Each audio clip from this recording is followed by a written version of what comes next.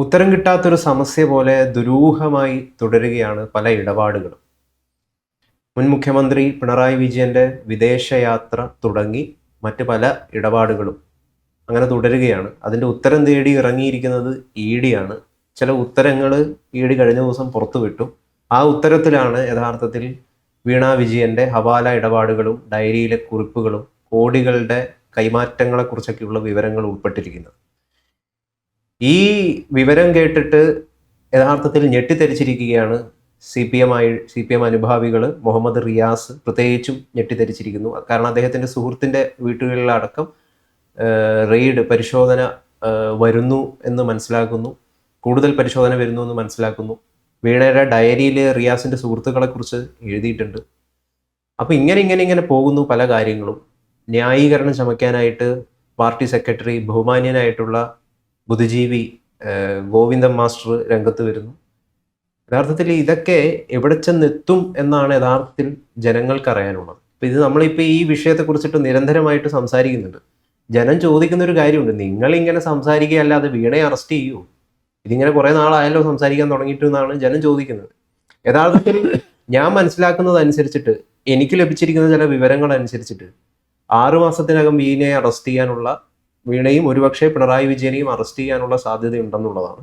അതിലേക്കുള്ള നീക്കങ്ങളാണ് ഇപ്പം നടത്തിക്കൊണ്ടിരിക്കുന്നത്. അങ്ങനെ അറസ്റ്റ് ചെയ്ത് കഴിഞ്ഞാൽ യഥാർത്ഥത്തിൽ കേരളം ഞെട്ടും. കേരളം ഞെട്ടിത്തരിക്കും എന്ന് മാത്രമല്ല, CPM തകരാനുള്ള സാധ്യത പോലും ഉണ്ട്. ഇപ്പം തന്നെ തകർച്ചയുടെ വക്കിലാണ്. എങ്ങനെയാണ് ഇത്, എന്താണ് സംഭവിക്കാൻ പോകുന്നത്? ഇവിടെ സംഭവിക്കാൻ പോകുന്ന അത്ഭുതങ്ങളൊന്നും സംഭവിക്കാൻ പോകുന്നില്ല. ഈ സമസ്യ എന്ന് പറയുന്ന ഉത്തരം കുറേശ്ശെ എല്ലാവർക്കും കിട്ടിക്കഴിഞ്ഞു. ജനങ്ങൾക്ക് മുഴുവൻ കിട്ടി. കിട്ടാത്തത് ഇവിടുത്തെ നീതിബോധത്തിനും മാധ്യമങ്ങൾക്കും മാത്രമേ അത് പൂർണ്ണമായിട്ടും കിട്ടാത്തുള്ളൂ.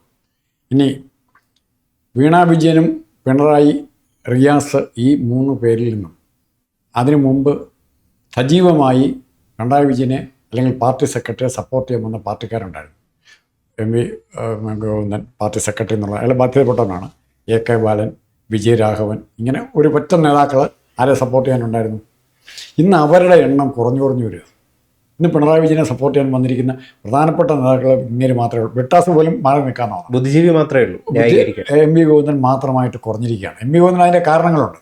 കാരണം പിണറായി വിജയൻ്റെ സപ്പോർട്ട് ഉണ്ടെങ്കിൽ ഏതെങ്കിലും കാരണവശാൽ പിണറായി വിജയനൊന്ന് മാറി നിൽക്കേണ്ടി വന്നാൽ മുഖ്യമന്ത്രിയായിട്ട് വരാൻ ശ്രമിക്കാൻ പറ്റുന്ന, അല്ലെങ്കിൽ നേതാവായിട്ട് വരാൻ ശ്രമിക്കാൻ പറ്റുന്ന ആളാണ് MV ഗോവിന്ദൻ. അപ്പോൾ അങ്ങനെ ഒരു ചാൻസ് അവിടെയുണ്ട്.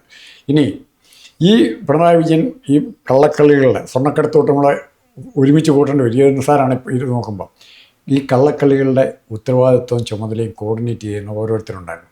ആദ്യം ശിവശങ്കർ, സ്വർണ്ണക്കടത്തുമായിട്ട് ബന്ധപ്പെട്ട ശിവശങ്കർ ഇപ്പോൾ എവിടെയാണ്? ജയിലിലാണ്. ശിവശങ്കറെ ജയിലിൽ അടച്ചുകൊണ്ട് പിണറായി വിജയൻ രക്ഷപ്പെട്ടു. പി ശശിയെ പറ്റി ഇപ്പോൾ കേൾക്കുന്നുണ്ടോ? പി ശശിയെ പറ്റി ഇപ്പോൾ കേൾക്കാത്ത? പൊളിറ്റിക്കൽ സെക്രട്ടറി ആയിരുന്നു. Political secretary he was the man who decided all things. എല്ലാ കാര്യങ്ങളും തീരുമാനിച്ച അയാളാണ്. എല്ലാ കാര്യങ്ങളും. ആ മനുഷ്യൻ ഇന്ന് ഉണ്ടോ? പിണറായിയുടെ കൂടെ ഉണ്ടോ? ഒന്നുകിൽ അയാൾ പിണറായി ഇട്ടിട്ട് പോയി, അല്ലെങ്കിൽ പിണറായി അയാളെ ചവിട്ടി പുറത്താക്കി. അങ്ങനെ വന്ന് പിണറായിയെ വിശ്വസിച്ചേൽപ്പിക്കാൻ പറ്റുന്ന ആരും ഇല്ലാതെ പോയി. പിന്നെയുള്ള കൊട്ടേഷൻ ബന്ധങ്ങളാണ്, അന്തർദേശീയ കൊട്ടേഷൻ ബന്ധങ്ങൾ വരെ കാണും, പിണറായിക്കുണ്ടാവും. ഇനി ഇത് പിണറായിക്ക് രക്ഷപ്പെടാനുള്ള മാർഗമുണ്ടോ എന്നുള്ള ചോദ്യം, അല്ലെ പിണറായിയുടെ മാർക്സിസ്റ്റ് പാർട്ടിയുടെ തകർച്ചയിലേക്ക് എത്തുമെന്നുള്ള ചോദ്യം, താങ്കൾ തന്നെ അതിന് ഉത്തരം പറഞ്ഞു കഴിഞ്ഞു. താങ്കൾ പറഞ്ഞ നിരീക്ഷണം 100% ശരിയാണ്. ഈ പാർട്ടി ഇല്ലാതായി കഴിഞ്ഞു ഏറെക്കുറെ. പിന്നെ കോവിഡൊന്നും നശിക്കാനില്ല. പിന്നെ രണ്ടാമതിൻ്റെ പ്രശ്നം എന്ന് പറഞ്ഞാൽ, അഴിമതി ചെയ്തവനെ, അഴിമതിക്കാരെന്ന് പറഞ്ഞവനെ കുറ്റപ്പെടുത്തി വിട്ടിട്ട് കാര്യമുണ്ടോ? പിണറായി വിജയൻ ഇത്രയും 1 ലക്ഷം കോടിയുടെ സ്വത്തുണ്ടാക്കി, വിദേശത്തുണ്ടാക്കിയിട്ടുണ്ട് എന്ന് പ്രസ്താവന ഇറങ്ങും. ആ പ്രസ്താവന കൊള്ളാം, നല്ലത്. പക്ഷെ മറിച്ച് ആ പ്രസ്താവനയ്ക്ക് അപ്പുറത്തേക്ക് നടപടി ഉണ്ടായില്ലെങ്കിൽ, ശബരിമല സ്വർണ്ണക്കൊള്ള, ഇപ്പോൾ നമ്മൾ എത്ര നാളായി ശബരിമല നമ്മൾ കുറേ പ്രാവശ്യം ചർച്ച ചെയ്തത് അല്ലേ? ശബരിമല സ്വർണ്ണക്കൊള്ള നടത്തി കോടാനുകോടി രൂപയുടെ വെട്ടിപ്പ് നടന്നിട്ടുണ്ട്. ഇപ്പോൾ എവിടെയാണ് കേസ് നിൽക്കുന്നത്? മുമ്പോട്ട് പോകുന്നില്ല കേസ്. നഷ്ടപ്പെട്ട സ്വത്ത് കണ്ടെടുക്കാനുള്ള യാതൊരു ശ്രമവുമില്ല. ഈ 1 ലക്ഷം കോടിയുടെ എന്തെങ്കിലും കണക്കുണ്ടോ? എങ്ങനെയാണ് അവിടെ ഡെപ്പോസിറ്റ് ചെയ്യുന്ന കണക്കുണ്ടോ? ഉണ്ടെങ്കിൽ എത്ര, അല്ല 10,000 കോടി ആയിക്കോട്ടെ, ഡെപ്പോസിറ്റ് ചെയ്യുന്ന കണക്കുണ്ടോ? ഈ പൈസ ആരുടെയാണ്? ഈ പൈസ തിരിച്ച് മലയാളിയുടെ, നമ്മുടെ പൈസയിൽ തൊണ്ടി മുതൽ എവിടെ? തൊണ്ടി നമ്മുടെ മുതലല്ലേ? ഈ മുതൽ പിണറായിയുടെ മുതലല്ലല്ലോ, പിന്നെ ആരുടെയാ മുതൽ? എനിക്കും ഗൗരവത്തിന് അവകാശപ്പെട്ട മുതലാണ്. അത് കിട്ടേണ്ട തിരിച്ചിങ്ങോട്ട് നമുക്ക് നമ്മുടെ സ്റ്റേറ്റിന് കിട്ടണ്ടേ? അതിന് എന്ത് നടപടിയാണ് പോയിക്കൊണ്ടിരിക്കുന്നത്? എല്ലാ അഴിമതി കേസും അങ്ങനെയാണ്. മുങ്ങും തിരിച്ച് ഇങ്ങോട്ട് അത് റിക്കവർ ചെയ്യാൻ വരണ്ടേ? ഇപ്പോൾ ശബരിമല സ്വർണ്ണം എത്ര പോയി എന്ന് പോലും പറയാൻ അവർക്ക് പറ്റിയിട്ടുണ്ടോ? നമ്മുടെ മൊത്തം പോലീസ് സംവിധാനം, നീതിന്യായ സംവിധാനത്തിൻ്റെ കഴിവുകേടോ ദൗർബല്യമോ അത് മനഃപൂർവ്വം ആയിരിക്കണമെന്നില്ല, ഇത് കണ്ടെത്താൻ പറ്റുന്നില്ല. അത്തരം അവസരങ്ങൾ ആരും തസ്കരന്മാർ ഭരണത്തിൽ കയറി കഴിഞ്ഞ് കഴിഞ്ഞാൽ സ്വാഭാവികമായിട്ടും അങ്ങനെ സംഭവിക്കുമല്ലോ.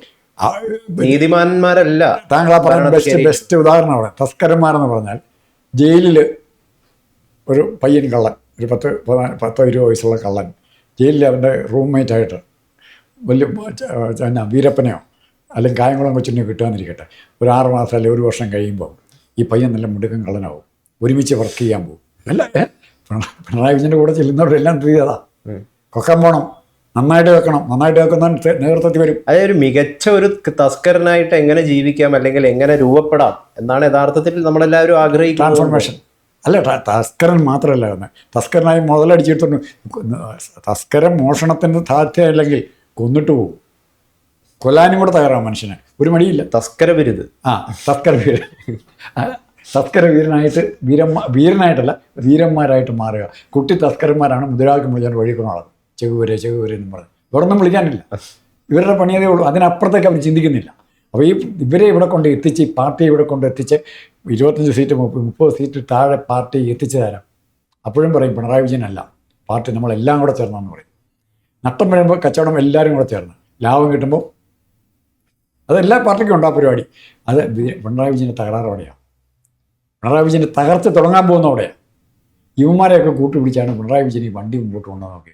ഒരു നല്ല ഭയങ്കര വണ്ടി, എന്നാൽ മറ്റേതിന് പോയില്ല, കറുത്ത പെയിൻറ്റും ഒക്കെ അടിച്ച് ലിഫ്റ്റും ഒക്കെ വെച്ച വണ്ടി, അത്തരം കാറുകൾ നവകേരള യാത്രയുടെ ഭാഗമായിട്ട് അവിടെ സംഭവിച്ചത് എന്നാന്ന് പറഞ്ഞാൽ പിണറായി വിജയന് പറ്റിയ കുഴപ്പം, നമ്മളൊരു വണ്ടി നന്നാക്കാനായിട്ട് ഒരു കാറായിക്കോട്ടെ ഒരു വർക്ക്ഷോപ്പിൽ കൊടുക്കുകയാണ്. കുറച്ച് ചില്ലറ പണികളൊക്കെ ഉണ്ട്, പെയിൻറ്റ് അടിക്കണം, കുഷനൊക്കെ സീറ്റൊക്കെ നന്നാക്കണം, അപ്രോച്ച് ചെയ്യണം. ഇതെല്ലാം കഴിഞ്ഞ് നന്നാക്കി കഴിഞ്ഞ് നമുക്ക് ടെസ്റ്റ് ഡ്രൈവിന് വരാം, നിങ്ങളൊന്ന് ഓടിച്ച് നോക്കാമെന്ന് പറഞ്ഞ് തരുമ്പോൾ വണ്ടി നമ്മൾ സ്റ്റാർട്ട് ചെയ്ത് ഒരടി മൂവി അയ്യോ സാറേ ബ്രേക്ക് സെറ്റ് ചെയ്യാൻ മറന്നുപോയെന്ന് പറഞ്ഞാൽ എങ്ങനെ ഇരിക്കും? പിണറായി വിജയൻ അത്തരം ഒരു വണ്ടിയിലാണ് നമ്മളെ കൊണ്ടൊക്കെ എത്തിയിരിക്കുന്നത്. കേരളത്തിൻ്റെ ധനസ്ഥിതിയുടെ ആ ബ്രേക്ക് സെറ്റ് ചെയ്യാൻ പിണറായി വിജയൻ മറന്നുപോയി. അത് മുഴുവൻ ബ്രേക്കിൻ്റെ സാധനങ്ങളൊന്നും അടിച്ചെടുത്തോണ്ട് പോയിരിക്കുക. എങ്ങനെ വണ്ടി നിർത്താൻ പറ്റും? കയറിയവനെല്ലാം നശിക്കുക എന്നുള്ളത് മാത്രമേ മാർഗുള്ളൂ. അതിലേക്കാണ് കേരളം എത്തുന്നത്, കേരളത്തിൻ്റെ സാമ്പത്തിക സ്ഥിതി എത്തുന്നത്. എന്തായാലും വലിയ കഷ്ടം തന്നെയാണ് CPM-ൻ്റെ ഒരു അവസ്ഥ എന്ന് പറയുന്നത്. ന്യായീകരിക്കേണ്ട, ഇപ്പം ചോദ്യമൊന്നുമില്ല ന്യായീകരിച്ചോളൂ എന്ന് അഭിലാഷ് മോഹനൻ ഒരു ചർച്ചയുടെ ഇടയിൽ പറഞ്ഞിട്ട് വലിയ സംഭവം മെറ്റീരിയലായിട്ട് മാറിയിട്ടുണ്ടായി. കാർഡുകളൊക്കെ പല സൈബർ സഖാക്കളും ഒക്കെ ഇറക്കിയിട്ടുണ്ടായി. ഈ വിഷയത്തിലും ഇത് അപ്ലിക്കബിൾ ആവും കേട്ടോ. അഭിലാഷ് മോഹനന്റെ സഖാക്കളെ ചോദ്യമൊന്നുമില്ല ന്യായീകരിച്ചോളൂ സഖാക്കൾ എന്ന് പറയുന്ന സാധനം ഇവിടെയും നമുക്ക് ഉപയോഗിക്കാൻ പറ്റുന്ന ഒരു കാര്യമാണ്. കാരണം ഇവർ ന്യായീകരിക്കുകയാണല്ലോ സാർ ഇപ്പൊ ചെയ്യുന്നത്. ഇപ്പം MV ഗോവിന്ദൻ വന്നിട്ട് എന്താ ചെയ്യുന്നത്? അപ്പം അല്ല, ഈ എന്താണ് പിണറായി ലിമിറ്റഡ് കമ്പനി ആയി മാറിയോ CPM എന്നാണ് ആളുകൾ ചോദിക്കുന്നത്. ഇത് CPM ആണോ പിണറായി? അവിടെ താങ്കൾ തെറ്റു എഴുതണം. പിണറായി ലിമിറ്റഡ് കമ്പനി എന്ന് വെച്ചാൽ Pinarayi private limited company, share ഹോൾഡേഴ്സിന് എല്ലാം ഉപയോഗിച്ച് കൊടുക്കണം. ഇത് പ്രൈവറ്റ് ലിമിറ്റഡ് ആണ്. അങ്ങനെയായി, അതാണ് സംഭവിച്ചിരിക്കുന്നത്. ഇനി ഇത് പിണറായി ആണ് CPM. ഇനി ഇതിനകത്ത് രക്ഷപ്പെടാൻ ഒറ്റ മാർഗ്ഗമേ ഉള്ളൂ. ഇന്ന് നിലവിലിരിക്കുന്ന ബ്രാഞ്ച് സെക്രട്ടറി, ലോക്കൽ സെക്രട്ടറി തൊട്ട് പോളിറ്റ് ബ്യൂറോ മെമ്പർമാർ വരെ കേരളത്തിൽ നിന്നുള്ളതെങ്കിലും ടാറ്റ പറഞ്ഞ് വേറെ എന്തെങ്കിലും പണിക്ക് വിട്ടിട്ട് ഇന്നലെ വരെ പാർട്ടിയുടെ ഒരു അധികാര സ്ഥാനത്തും വരാത്തവരെ വെച്ചുകൊണ്ട് പാർട്ടി പുനഃസംഘടിപ്പിക്കുകയാണ്. ചിലപ്പോൾ ഒരു മാറ്റം ഉണ്ടാകാം. യഥാർത്ഥത്തിൽ നട്ടലുള്ള ഒരു പാർട്ടിയാണെങ്കിൽ ചെയ്യുക എന്താണെന്ന് വെച്ച് കഴിഞ്ഞാൽ പിണറായി വിജയനെ പുറത്താക്കുക. ഗെറ്റ് ഔട്ട് പിണറായി വിജയനെ പുറത്താക്കിയ 2 ഗുണമുണ്ട്. പിണറായി വിജയൻ, അതായത് ഇത് യഥാർത്ഥത്തിൽ CPM ആണ് ഈ പാർട്ടി എങ്കിൽ, കമ്മ്യൂണിസ്റ്റ് പാർട്ടിയാണ് യഥാർത്ഥത്തിൽ ഇതെങ്കിൽ, ആദ്യം അവർ ചെയ്യുക എന്താണെന്ന് വെച്ച് കഴിഞ്ഞാൽ പിണറായി വിജയനെ പുറത്താക്കും. അതിന് ചിലപ്പോൾ തയ്യാറാകേണ്ടി വരും. പക്ഷെ മറിച്ച് ഇയാളോട് സാമ്പത്തികമായി ബാധ്യതപ്പെട്ട ഒത്തിരി പേരുണ്ട്. ഇയാളുടെ ഈ കൊള്ള മുതൽ വെറുതെ ഇയാളെ ഒറ്റയ്ക്ക് വീട്ടിക്കൊണ്ടല്ല, കുറച്ചൊക്കെ ഒരു 1% ഇയാളെ വീഴ്ച കൊടുത്തിട്ടുണ്ട്. 100 രൂപയ്ക്ക് 10 രൂപയെങ്കിലും താഴെത്തട്ടി കിട്ടും. എന്നാൽ മറ്റേ വേതനമായിട്ടോ കോപ്പറേറ്റീവ് ബാങ്കിൻ്റെ പെൻഷൻ കൊടുക്കണം, 10 രൂപ ടിപ്പായിട്ടോ ഒക്കെ അവർക്ക് കിട്ടിക്കൊണ്ടിരിക്കുക. അത്തരം സൗകര്യങ്ങളൊക്കെ ചെയ്തു കൊടുത്ത ആളാണ് പിണറായി വിജയൻ. പിണറായി വിജയൻ എത്ര കൊണ്ടുപോയെന്നവർക്ക് അറിയേണ്ട ആവശ്യമില്ല, ഞങ്ങൾക്കിത് കിട്ടിയല്ലോ എന്ന് മാത്രം വിചാരിക്കുന്ന പാർട്ടി സഖാക്കളുണ്ട്. അവരുടെ പിന്തുണയിലാണ് ഇപ്പോഴും വണ്ടി ഓടിക്കാൻ പിണറായി വിജയൻ നോക്കുന്നത്. പക്ഷേ അവരും ഇപ്പോൾ സത്യം മനസ്സിലാക്കി കഴിയും.